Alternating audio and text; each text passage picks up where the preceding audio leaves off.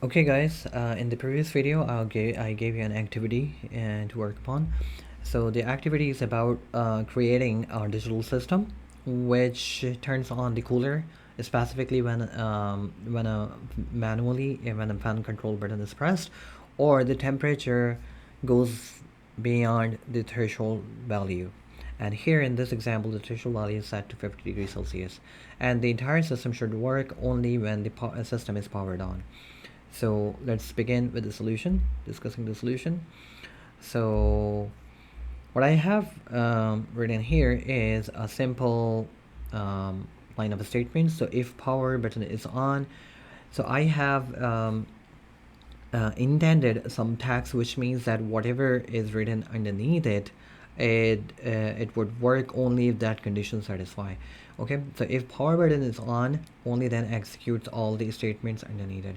So power indicator is set to on, which means that if power button is on, the power indicator is set to on. Set temperature value to 50, because in this example we are setting it to 50. Otherwise we could have considered taking it as an input from the user. If manual fan control is on, then after a delay of 1 second, turn on the cooler. Otherwise, if otherwise checks for the another condition. If this condition does not satisfy, check for another condition. If temperature sensor value, which is this one, so temperature sensor value is greater or equal to set temperature value, and then if it set temperature value is set to 50 degree Celsius, or whatever, however you like to whatever kind of unit you want to use, degree Celsius or degree Fahrenheit. So after a delay of 1 second, turn on the cooler. Otherwise, keep the cooler off. Okay, so this would only execute if the power button is on. Otherwise, power indicator is set to off and the cooler is set to off. Okay, now I have written these names like temp sensor value with the underscore in between in a specific settings. I'll be talking about it later, but you could have simply written temperature sensor value is greater than this. So if you have written a simple statements instead of using these special symbols like greater or equal, if you would have written simply greater, if the temperature sensor value is greater than set temperature value, then you are all good. Okay, so so this system would work only.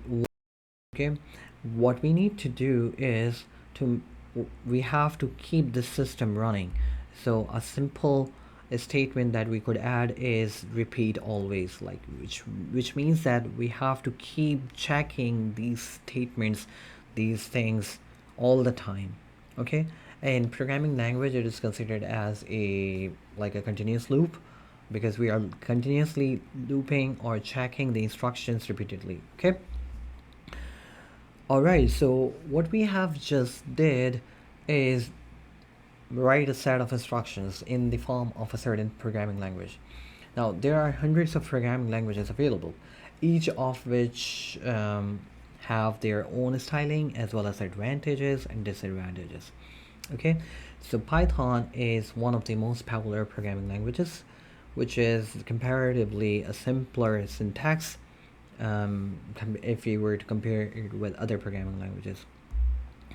So it's one of the most popular language, as I said, and it has many great open source libraries. So what do I mean by saying libraries? So libraries means like, so when you are trying to develop a Python programming code for anything, let's say you are developing a simple, let's say, digital logic system that we have just discussed in the previous activity. So if you were to develop something, let's say you have to use date and times, so you do not need to create your own program for using date and time. You have the predefined library available for that, so you can, all what you can do is using that library and use like use those functions, pre-built functions. Okay, if I were to give you an example from a daily routine, daily life, I would give you an example like, for example, if you have to, let's say, a, let's say, if you have to fix a door lock, let's say, and you might need a screwdriver or maybe a like a hammer. So a screwdriver and hammer are nothing but tools, okay, that you have already that you already have those, okay. So you do not need to invent something new from scratch in order to open the door lock. What you can do is you can use a pre-built screwdriver and open it up and fix it whatever and however you want it.